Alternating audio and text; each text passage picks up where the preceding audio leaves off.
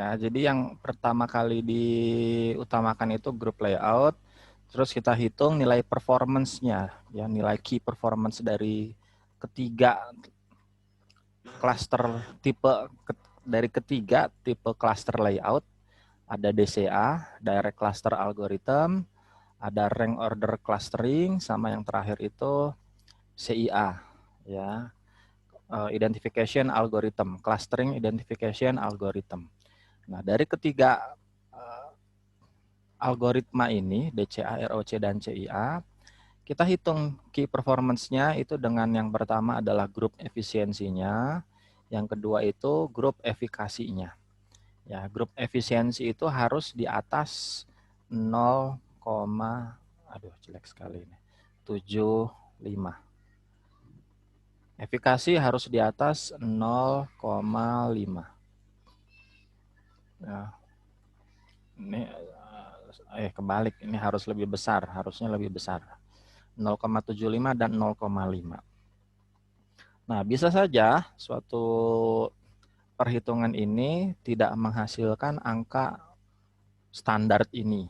Jadi misalnya setelah kita hitung, kita clustering, udah diputer-puter, udah diiterasi sampai yang ke N berapa ya, sampai ke 50 mungkin.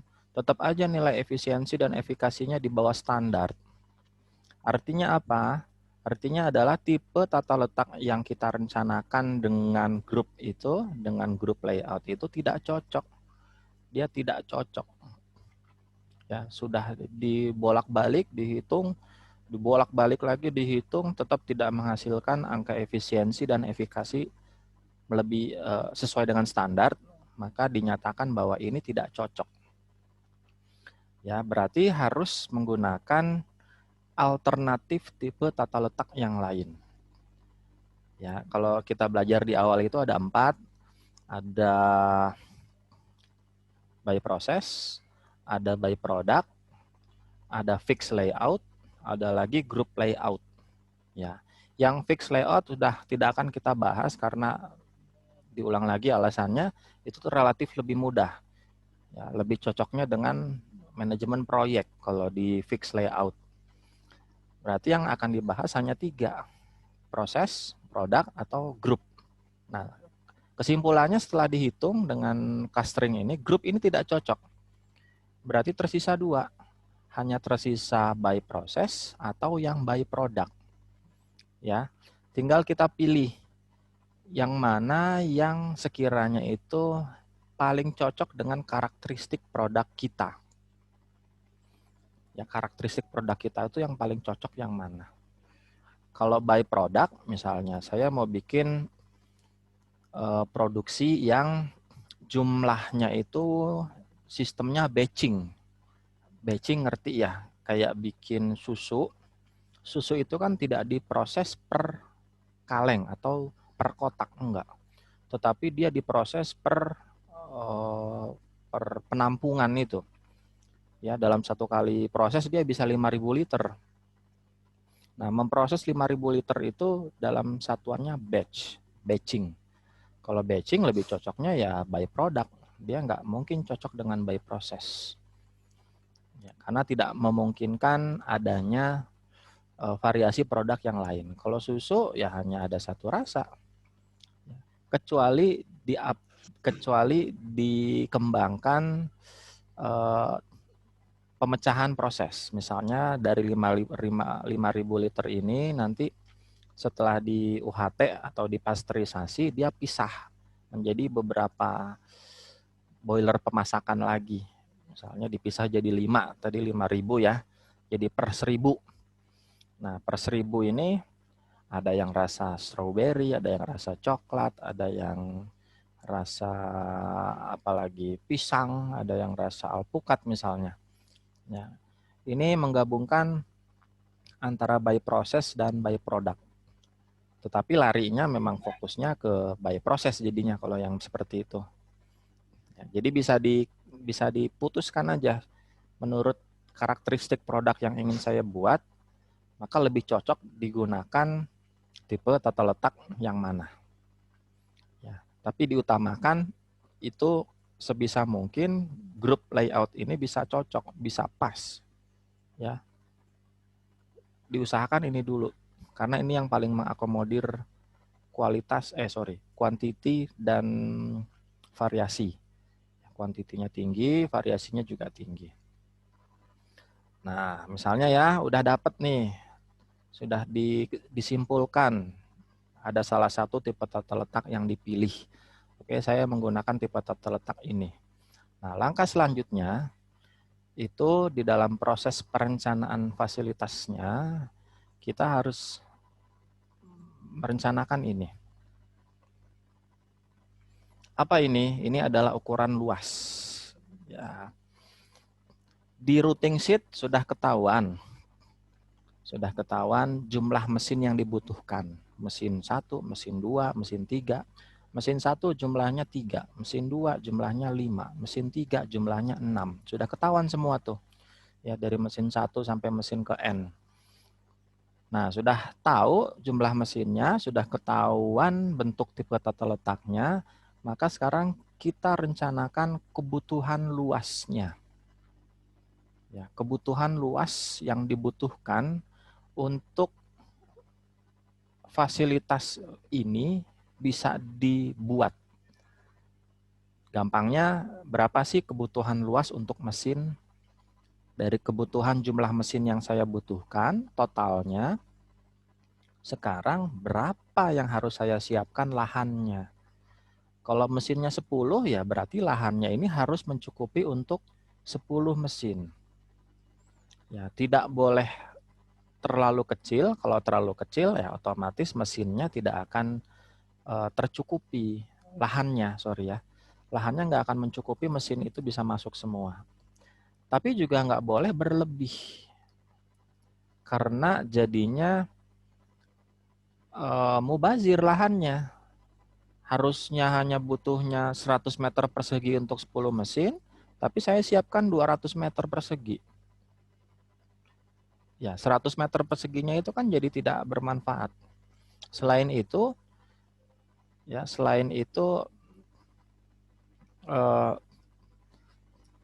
dengan luas yang berlebih ini, itu bisa memungkinkan terjadinya jarak perpindahan yang lebih jauh.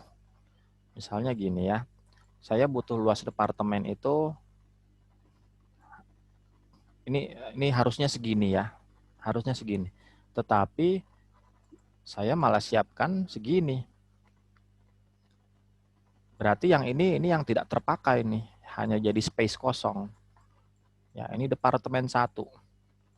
Misalnya ceritanya ini ada mesin, nah di sini ada lagi departemen kedua. Nah, dengan adanya space kosong ini akan menambah jarak tempuh dari departemen ini ke departemen ini. Ini ada jarak tempuh yang berlebih, yang ini. Ini kan ada jarak tempuh nih. Kalau ini juga berlebih lagi, waduh, nih ya. Ini ada gangnya, luas gang. Untuk alat materai handling masuk dan keluar. Ya. Nah, ini ada berlebih lagi. Maka ada jarak berlebih yang harus dikeluarkan oleh material handling ini untuk berpindah, yaitu yang ini. Ini ditambah ini. Ini harusnya bisa kita hilangkan, ya. Karena nanti akan dihitung juga perhitungan ongkos material handling itu jarak per satuan rupiah. Sama kayak taksi ya. Taksi itu kan 1 kilometernya berapa rupiah. Nah, alat material handling juga sama. Saat material ini berpindah sejarak 100 meter, maka berapa ongkos yang harus kita bayar? Ya, kalau kasusnya begini, ini ada jarak yang harusnya tidak dikeluarkan. Ada jarak 1 dan jarak 2. Ya. Kalau frekuensinya besar, dalam 1 hari terjadi perpindahan 1000 material. Maka kumulatif jadinya. Ya, memang hanya 1 meter, totalnya 2 meter. Tapi 1 hari itu ada frekuensi perpindahan selama 1000 kali. Berarti 1000 kali 2 meter adalah 2000 meter. 2 kilometer jarak yang harus ditempuh itu sia-sia, waste, tidak menghasilkan apa-apa. Ya, 2 kilometer. Ongkos lagi. Ya, ongkos lagi. Kalau naik Gojek itu berapa tuh per kilometernya? Ya, kalau dikalikan 1 hari, kalikan 1 bulan, kalikan 1 tahun, itu udah bisa bayar berapa gaji karyawan, ya kan? Nah, lebih baik makanya saat kebutuhannya ini sesuai, ini bisa kita hilangkan. Ini akan bisa menyesuaikan jaraknya. Mana tadi? Spotlight ya. Oh, hilang. Nah, ini akan menyesuaikan.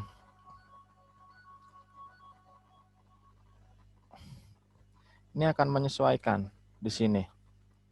Ya, ini jarak dari sini, ini menuju ke sini, ini kan ada jarak yang tidak harus ditempuh ya. Jaraknya tidak harus ditempuh.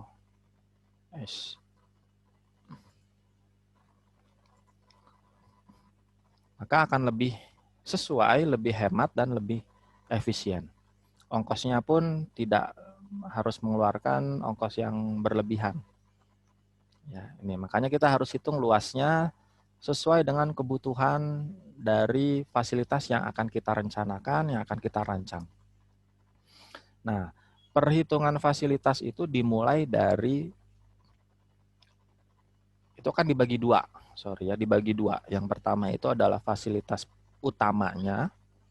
Fasilitas utama ini berkaitan dengan proses bisnis utamanya.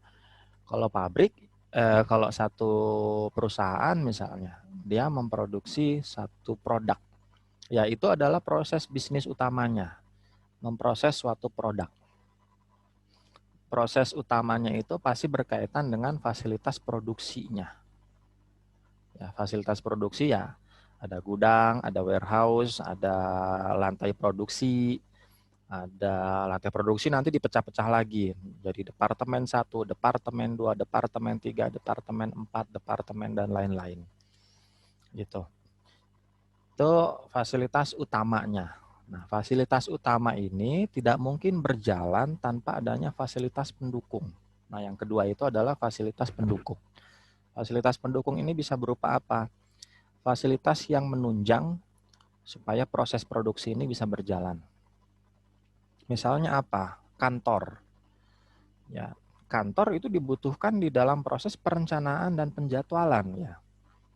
Proses penjadwalan itu kan adanya di kantor. Jadi kapan harus memproduksi, terus berkaitan juga dengan ininya marketingnya. Bagaimana marketing ini akan menyiapkan jumlah yang harus dibuat itu sesuai dengan permintaan dari customer. Ya, bagian kantor. Kantor itu nanti dipecah-pecah lagi. Ada bagian direktur, bagian manajer keuangan, misalnya manajer personalia, manajer marketing, apa. Nah, itu didasarkan atas kebutuhan juga, ya, atas kebutuhan. Saya butuh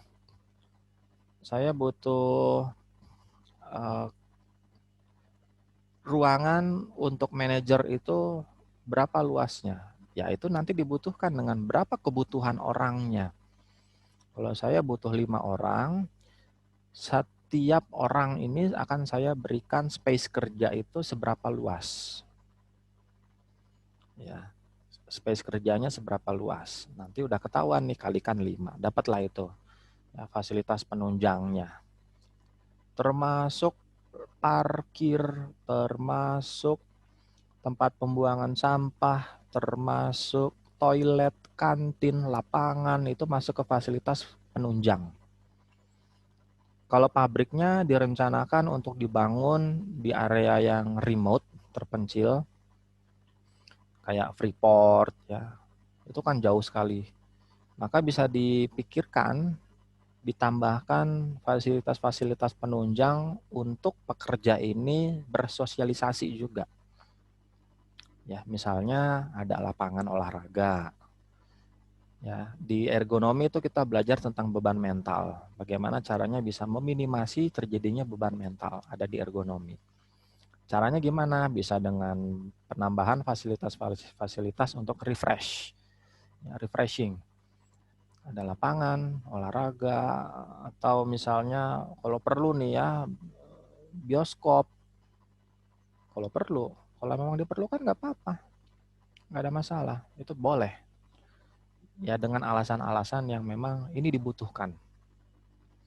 Nah, itu sebentar, kita tinggalkan dulu fasilitas penunjang. Nah, kita fokus dulu ke fasilitas utamanya. Fasilitas utama itu fasilitas yang berhubungan dengan produksi.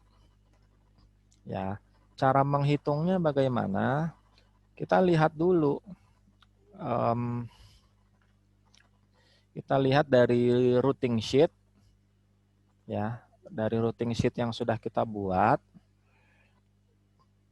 Itu kan ada kebutuhan mesinnya. Saya tampilkan routing sheet kebutuhan mesin. Sorry, MPPC.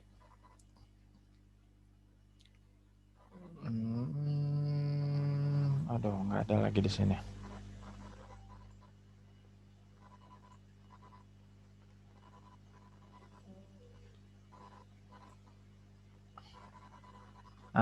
Ini deh salah satu aja deh. Clear dulu.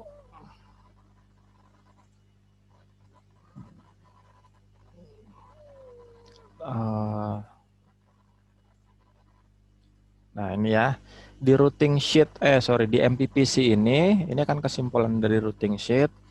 Tadi di awal kita sudah tentukan bahwa tipe tata letak yang akan saya pakai itu antara 3, by product, by process, atau group layout.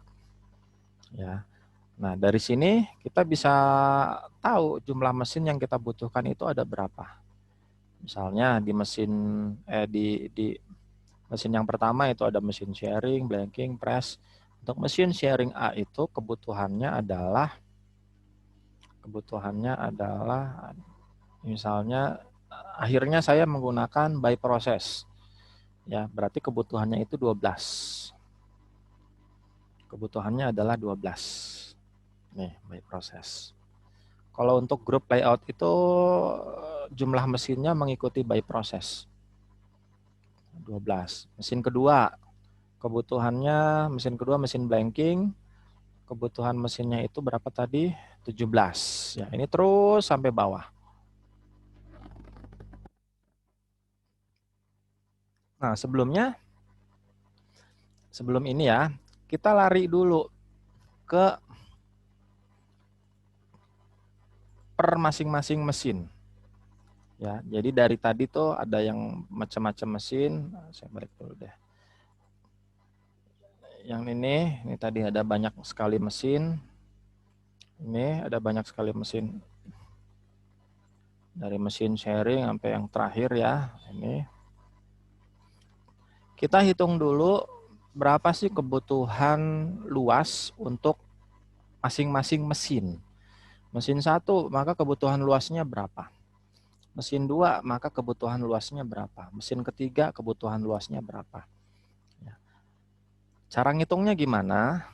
Kita lihat dulu tata letak dari mesin yang akan saya buat itu seperti apa. Ini diambil dari routing sheet.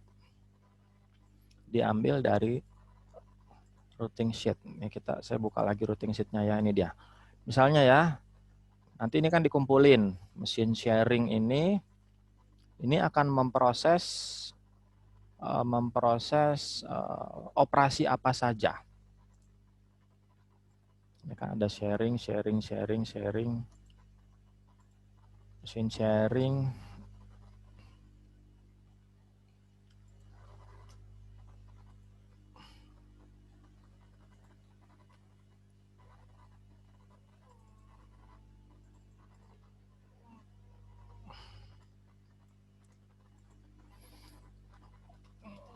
Operasi mesin.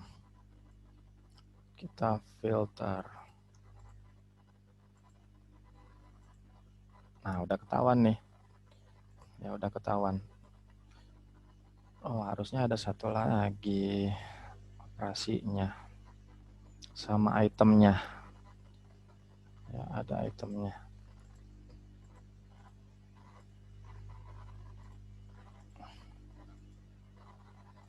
Nah, ini ada item partnya. Ya, harusnya ada satu lagi.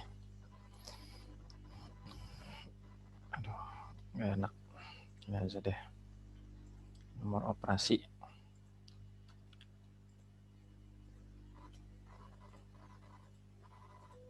Nah, kok nggak masuk nih?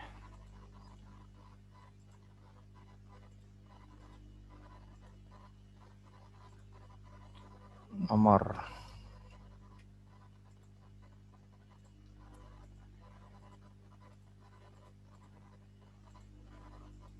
Nah, ya ini contohnya.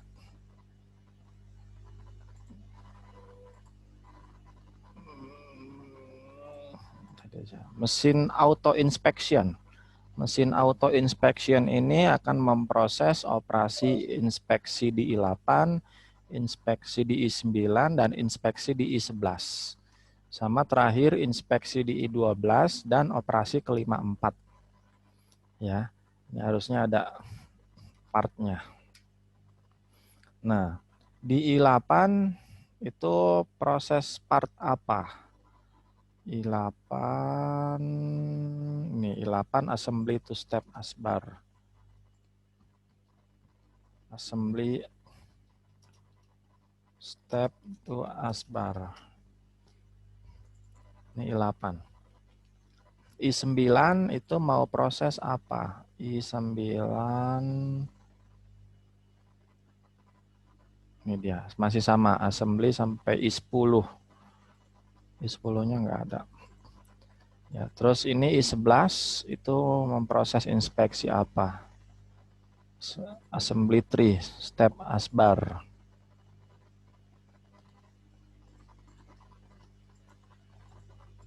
Nah, ini ada dua komponen yang berbeda nih. Sama yang terakhir I12 itu tree step asbar sama. Ya. Untuk mesin ini, mesin auto inspection ini, kita akan memproses berupa operasi inspeksi I8, inspeksi I9 untuk part assembly step asbar, lalu ditambah inspeksi I11 dan inspeksi final untuk assembly step 3 asbar, yang terakhir itu proses packing. Ya. Nah, udah ketahuan nih di mesin ini, ya di mesin ini saya akan memproses ini. Nah, maka kebutuhannya adalah gimana caranya ya? Kalau ini kita juga harus cari dulu dimensi dari mesin ini berapa. Dari mesin auto inspection. Dimensi mesinnya dulu ya. Dimensi mesin. Ini ada panjang. Terus di sini ada lebar. Nah, panjang dan lebar mesinnya itu berapa? Ya. Terus ditambah lagi kelonggaran allowance untuk operator bekerja. Bisa ditambahkan ini berapa lebarnya. Ini kan panjang pasti sama ya. Nah, udah. Ini dulu mesin dan operator. Nah, lanjut lagi. Terus apalagi yang dibutuhkan? Luasan apalagi yang dibutuhkan? Ini karena ada dua part berbeda yang akan dikerjakan, berarti kita harus siapkan tempatnya. Tempatnya di sini atau di mana, misalnya ini untuk, kalau ini mesinnya, maka ini tempat untuk meletakkan materialnya. Misalnya ini yang satu, ini yang dua, yang satu ini saya taruh di sini, yang dua ini saya taruh di sini. Ya, yang satu ini taruh di sini, yang dua ini taruh di sini. Terus ada part apa lagi? Oh, nggak ada. Nah, kalau nggak ada udah selesai. Lanjut lagi ke operasinya. Apa saja yang dibutuhkan atau alat apa saja yang dibutuhkan di dalam kita mengoperasikan proses ini. Misalnya ada bantuan alat penggaris, pulpen, Sigmat, ya, apalagi banyak lah. Ini kita letakkan di sini, ya, sesuai dengan prinsip ergonomi jangkauan tangan. Ada jangkauan tangannya. Gitu. Nah, lanjut lagi. Ini baru proses input, proses masuk. Jadi ceritanya part 1 masuk, dikerjakan, part 2 masuk, dikerjakan, akan menjadi apa? Ya, akan menjadi apa? Misalnya begini, saya mau proses, mau masak kue, ya, masak kue. Masak kue itu kan banyak, ada terigu, ada margarin, ada ragi, ada telur. Nah, ini kan masing-masing ya kepisah, kepecah-pecah. Ya, ada apa. Terus di sini ada mixernya. Di sini ada mixer. Nah, waktu saya rakit semua bahan ini yang tadinya terpecah-pecah, yang tadinya banyak itu tempat wadah-wadah penyimpanan, saya rakit, saya assembling, saya campur menjadi satu, outputnya jadi apa? Jadi sebuah adonan yang tercampur seluruhnya. Berarti yang tadinya banyak, terus ini jadi satu. Jadi satu. Ya, jadi satu wadah aja. Kan jadi cukup satu wadah. Telurnya sudah tercampur, terigunya sudah masuk, raginya sudah masuk, mungkin pakai pengembang sudah masuk ragi ya. Ini jadi satu ini. Berarti inputnya ini proses, ini output. Ini dibagi jadi 3. Set, set. Kebutuhan luas untuk inputnya berapa? Kebutuhan luas untuk prosesnya berapa? Sama kebutuhan luas untuk outputnya berapa? Ya, kita bisa tahu dari mana kalau output ini jadi satu komponen. Ya, kita lihat dari routing sheet dan OPC-nya. Ya. Atau ditambah lagi dengan assembly chart itu juga boleh. Apakah part ini akan diproses menjadi satu?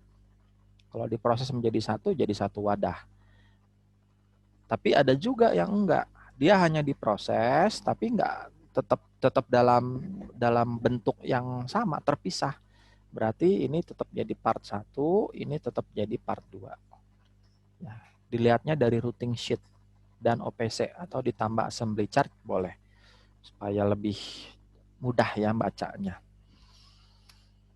Gitu. Nah, ini kita gambar nih. Ini gambar ini nih, kita gambar dengan baik. Boleh menggunakan Visio. Nanti hasilnya jadinya begini.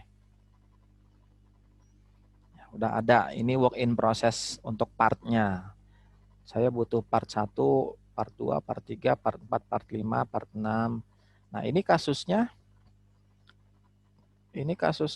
dirakit menjadi satu. Ini dirakit menjadi satu ini.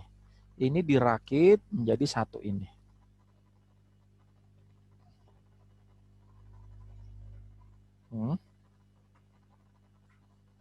Ya, dirakit menjadi satu ini, jadi satu ini.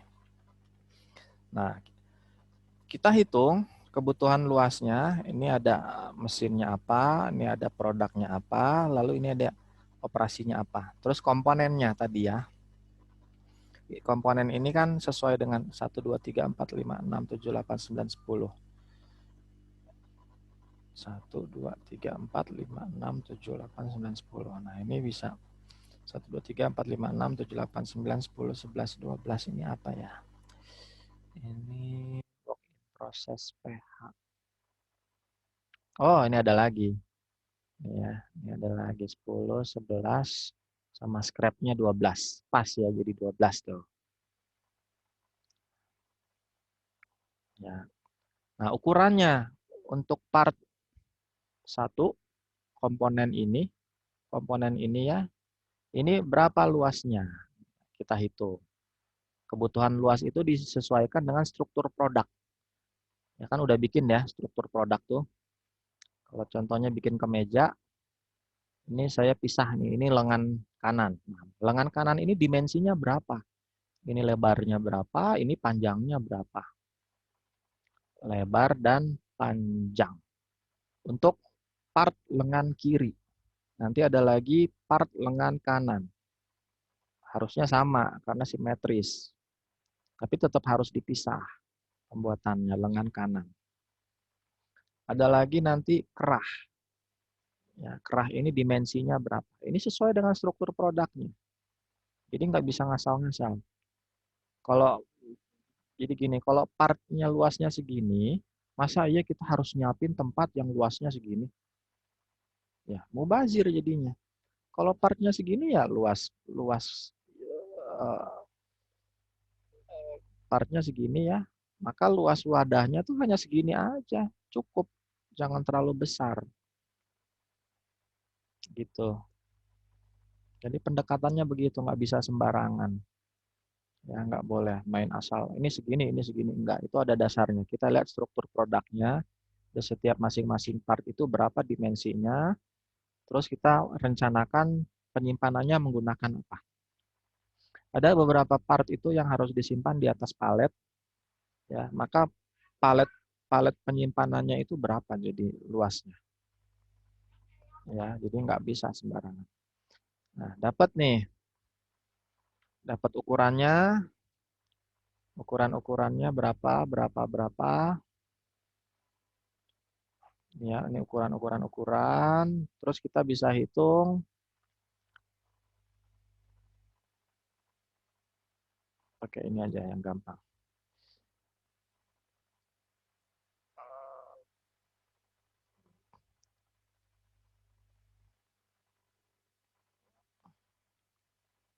Mana sih?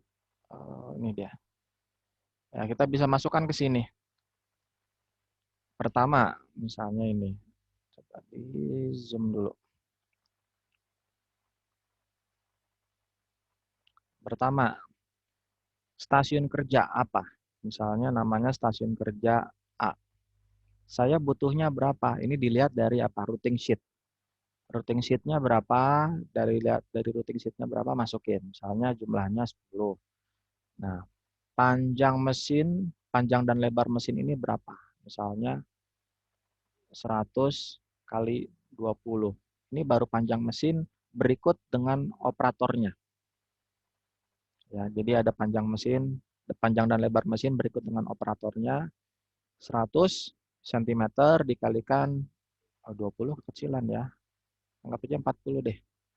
40 cm 40 cm lebar dan luas. Maka luasnya berapa? Dapat 400. Ya. Lanjut lagi. Tadi ada WIP ya, part-partnya. Untuk stasiun kerja 1 itu berapa banyak part? Misalnya ada part yang pertama, lebarnya berapa? Lebarnya 10, panjangnya 20, beratnya 40 gram. Ya. Terus ada part apa lagi? Part kedua, misalnya 5, 10, beratnya 20 gram.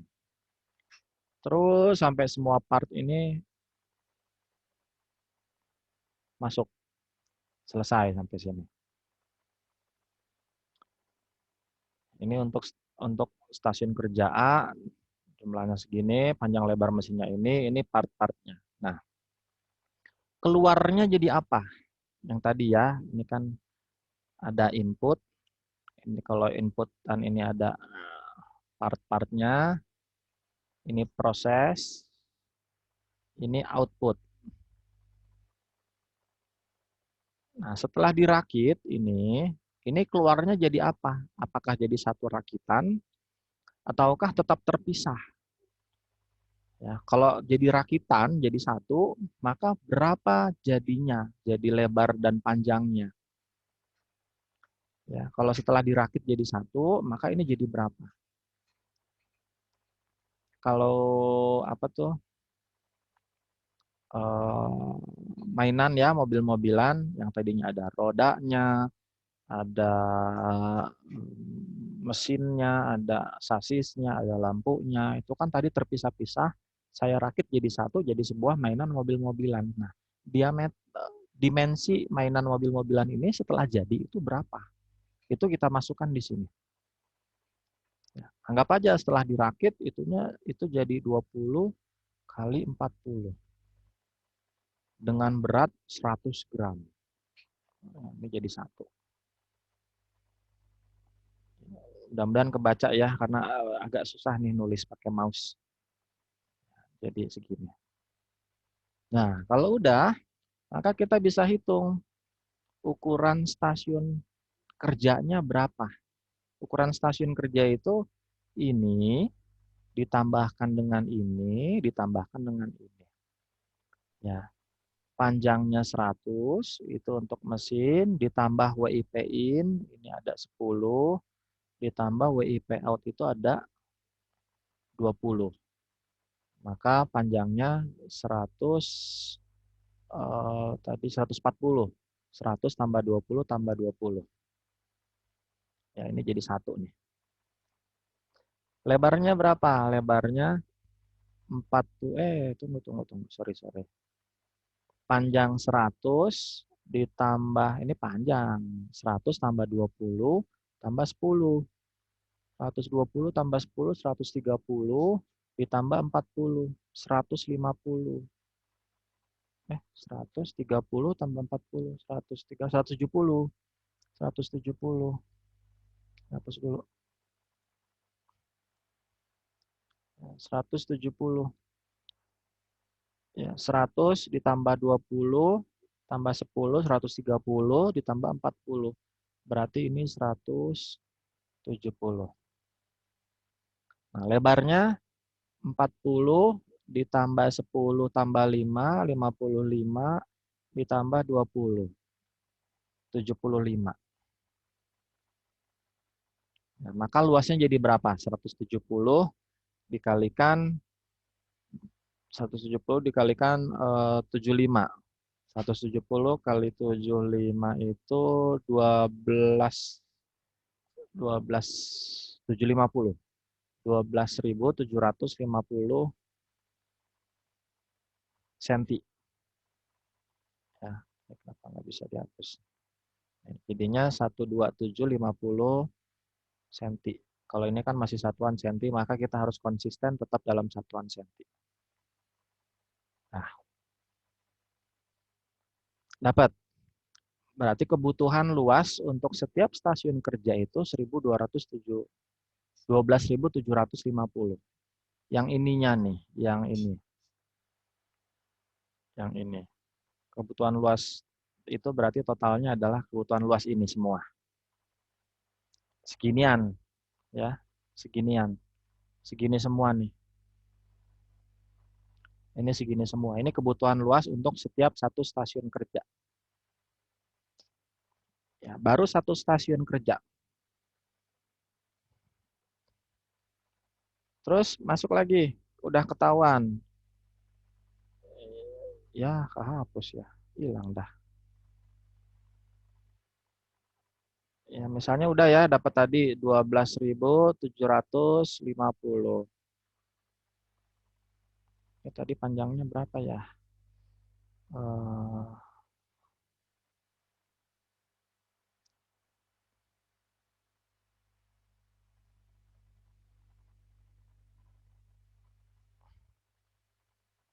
Udah kehapus. Oke, anggap aja tadi misalnya ini lebarnya 100, ini 75 tadi. 75 ya. Lebar 75, panjang 170. Oke. Lebar 75, panjang 170. Wah, susah sekali nih nulis di sini. Enakan pakai papan tulis. Ya, udah dapat. Nah, kita pertimbangkan kebutuhan luas gangnya. Nah, gang itu maksudnya apa? Gang itu tempat aktivitas perpindahan. Jalan lah gampangnya ya. Jalan untuk orang ini lalu lalang, jalan untuk forklift ini maju, mundur, muter balik, jalan untuk apa namanya, selain orang, alat material handling, ya untuk aktivitas perpindahan lah, ya, untuk aktivitas perpindahan. Nah, sudah ada rule of thumb-nya, jadi sudah ada panduannya, bahwa luas gang itu idealnya adalah 150% dari kebutuhan stasiun kerjanya. Kita bisa pakai langsung aja 150% itu nggak apa-apa, nggak ada masalah. Memang rule of thumb-nya begitu. Kebutuhan untuk perpindahan itu lebih besar luasnya dibanding kebutuhan untuk produksi. Ya, makanya kalau di pabrik-pabrik itu kita lihat luas jalannya itu lebih besar dibandingkan luas mesinnya. Ya, sama dengan perumahan-perumahan pun sebetulnya harusnya begitu. Ya, luas area jalan itu harus lebih besar daripada luas area rumahnya. Kalau komplek-komplek tuh, ya komplek, jalanannya lebih besar dibandingkan luas yang dipakai untuk rumah-rumahnya. Memang idealnya harusnya begitu. Itu bisa paling kecilnya 150%, boleh sampai 200%. Ya, boleh sampai 200%. Kalau tadi ini 75, 75, 12, 750,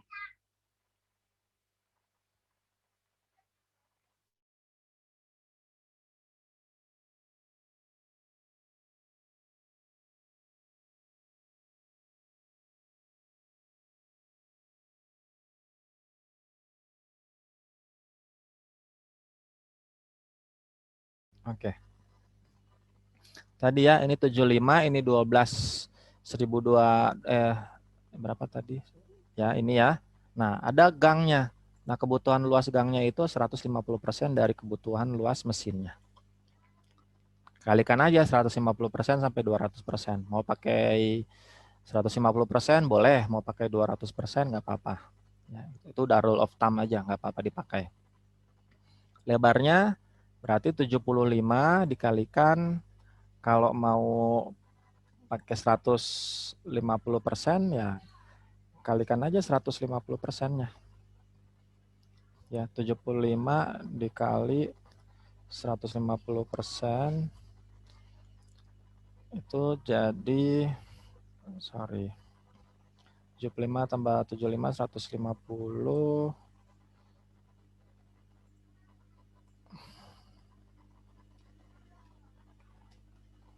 187. Ini gang dulu ya, sorry, ini gang dulu nih. Berarti 75 ditambah 37,5. 112,5. Ini untuk lebarnya. Ini baru lebar gang.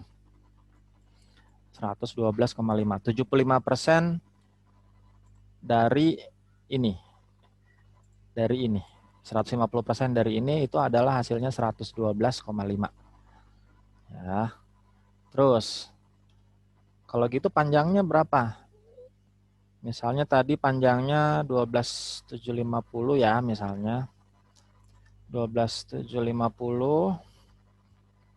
dikalikan 150%-nya. Hasilnya 19.125.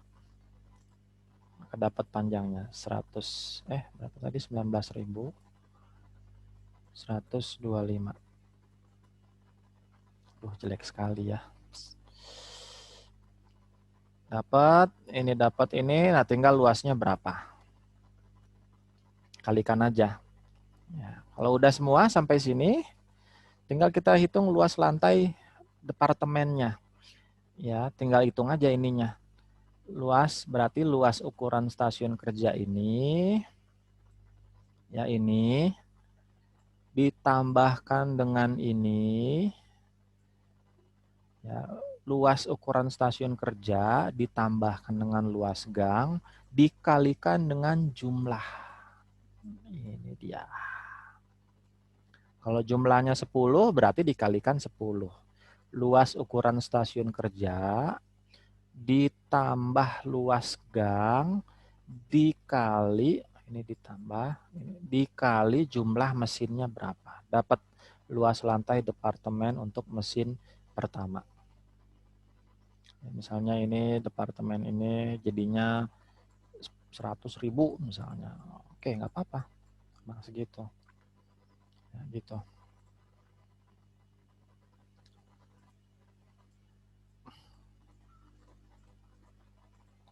Terus lanjut lagi. Mana sih? Draw ya. Masuk lagi. Untuk yang mesin kedua, ini udah tutup, garis tutup. Dah, sekarang masuk ke mesin yang kedua.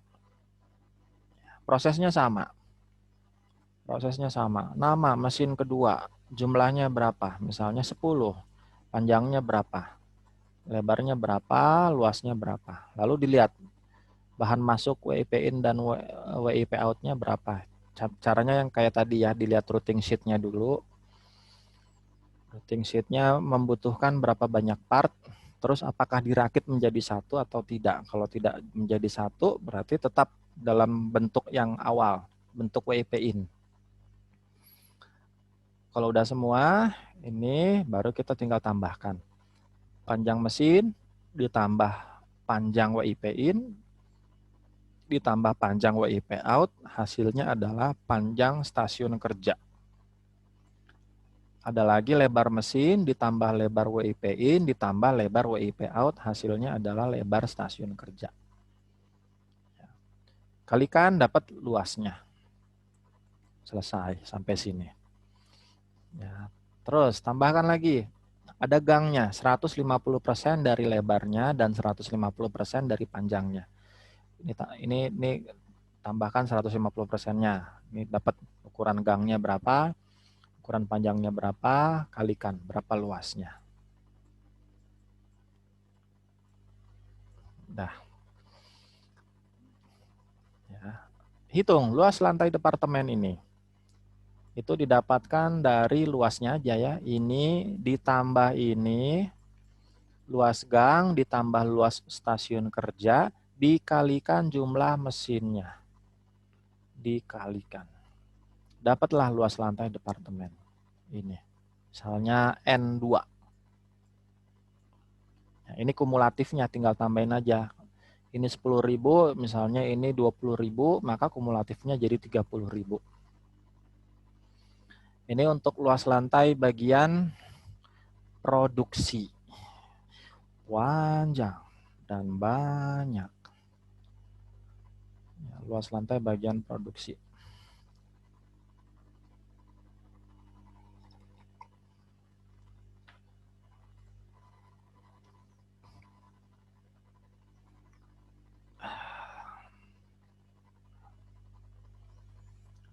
Ya, satu lagi ya, habis ini udah.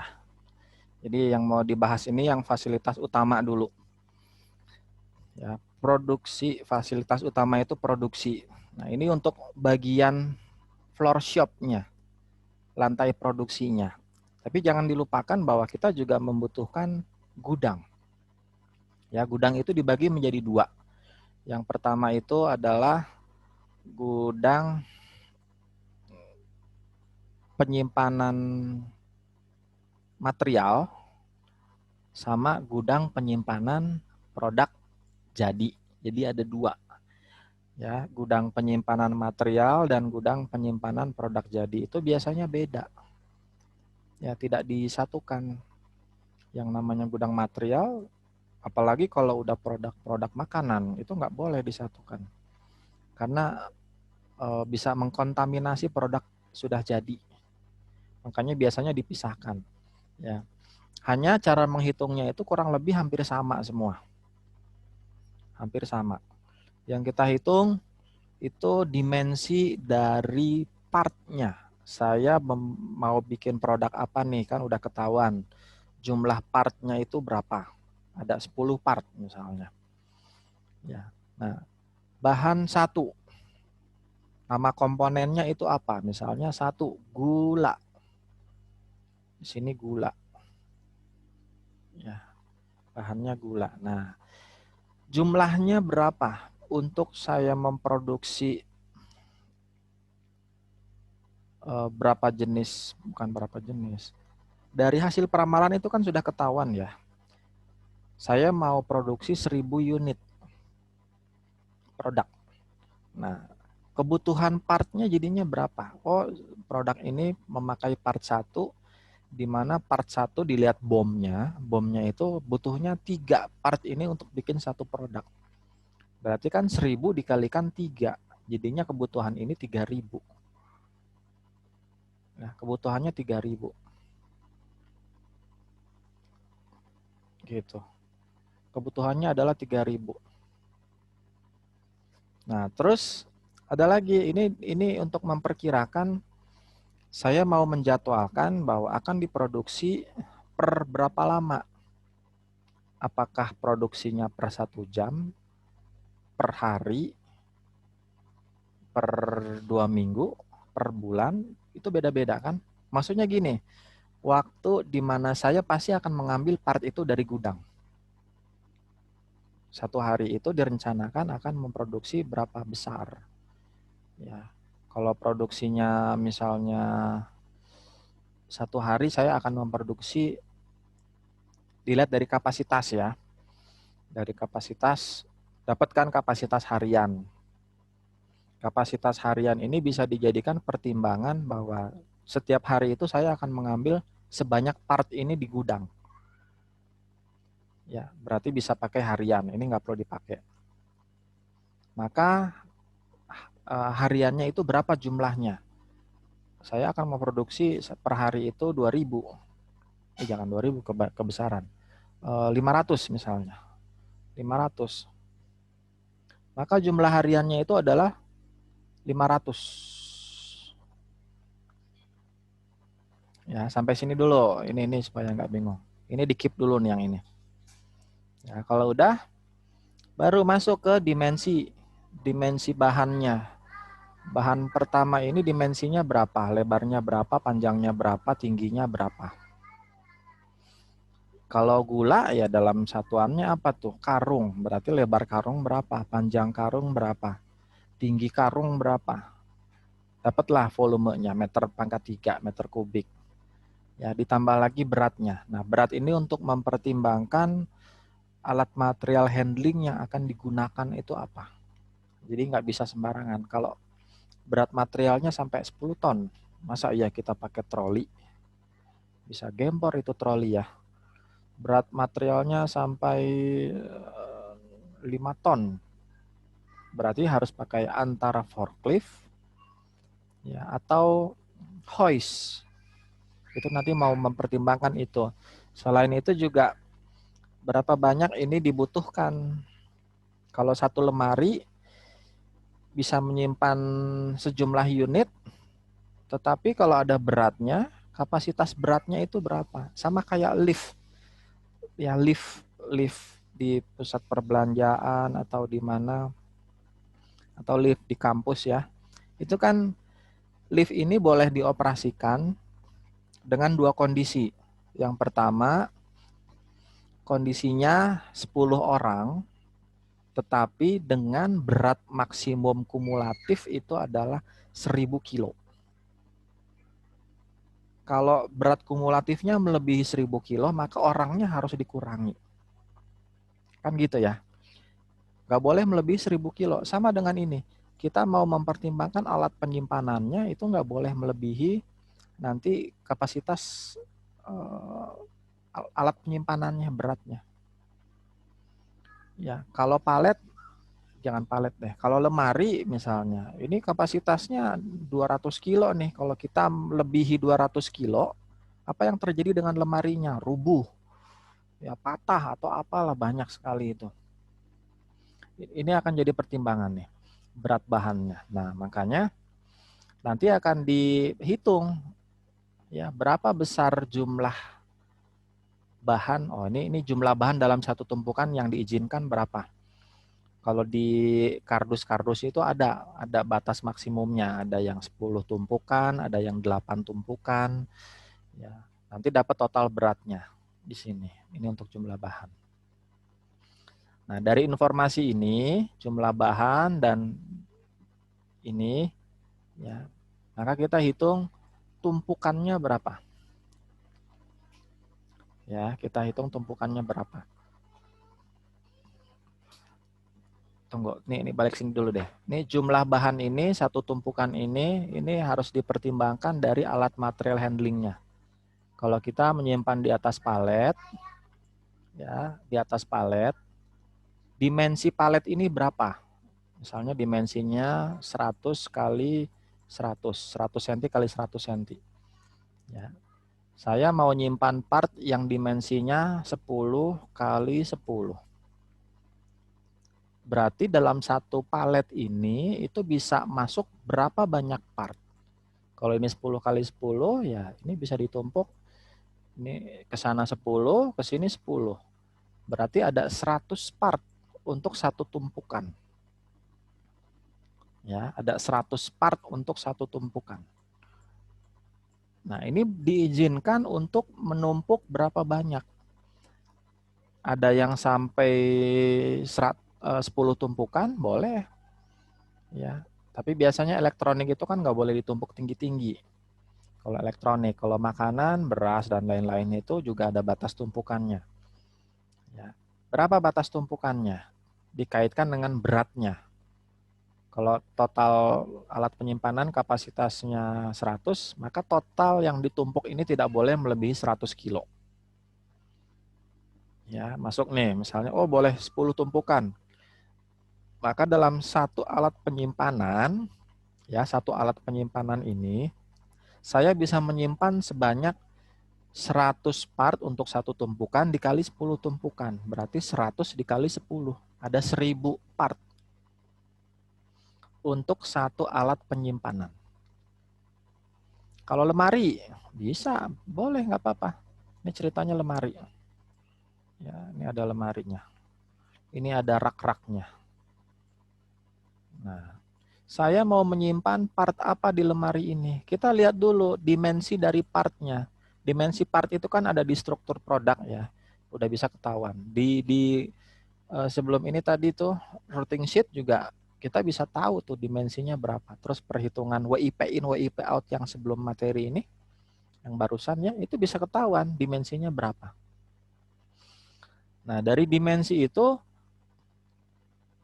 untuk satu rak penyimpanan yang dimensinya sekian, maka bisa masuk berapa.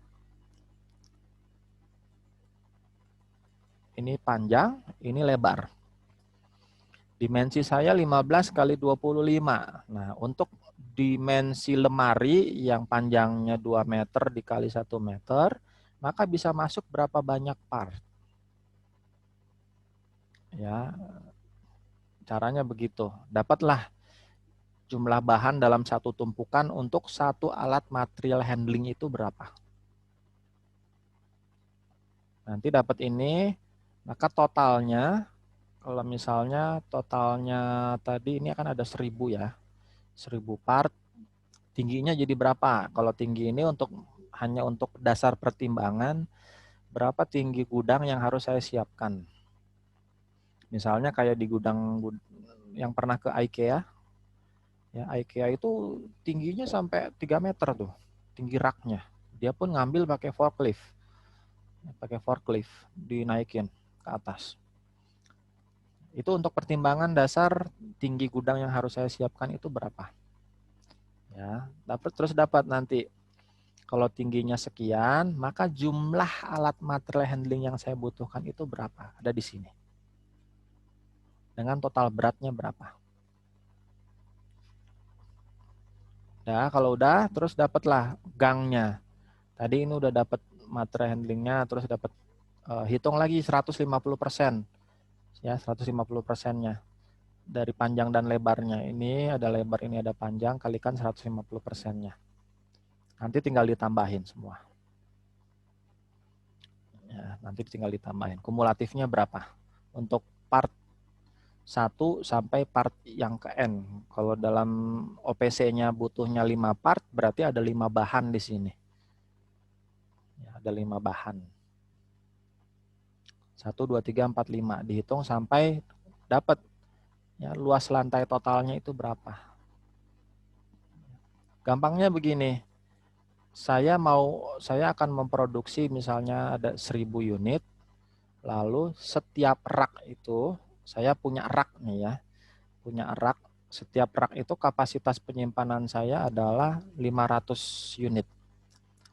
Kalau saya mau produksi 1000, maka saya harus siapkan 2 rak. Berarti bisa menyimpan 1000 unit. Nah, 2 rak ini berapa luasnya?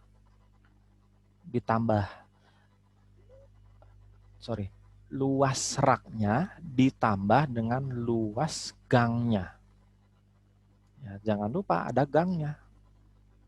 Nggak mungkin kita nyimpan rak pojok-pojok tembok semua. Kalau kita butuh alat material handlingnya forklift, maka harus ada luas gang untuk forkliftnya. Supaya forklift ini bisa manuver, maju, mundur, kiri, kanan, berputar. Ya, dapat hasilnya. Sekian, luas lantai total untuk storage. Nah, untuk warehouse gimana? Ya, untuk warehouse sama aja. Ini yang harusnya tadi itu harusnya warehouse nih. Ya, yang tadi itu harusnya warehouse. Kalau warehouse itu kan lebih ke material ya, lebih ke gudang material. Kalau storage itu lebih ke produk jadi. Kalau produk jadi relatif lebih mudah karena ya cuma satu aja. Saya bikin satu produk kemeja ya, cara nyimpennya aja berapa. Ya, jadi hanya akan ada satu. Kalau di warehouse kan ada banyak partnya, kalau ada 5 di OPC ya ada 5 yang dijabarkan. Tapi kalau di storage, karena saya hanya bikin satu produk, maka satu produk ini bagaimana cara menyimpannya. Ya, sulit ya. Ya. Ini untuk minggu depan, masih ada lagi. Luas kantor minggu depan. Ya, wah, masih banyak sekali nih. Banyak sekali.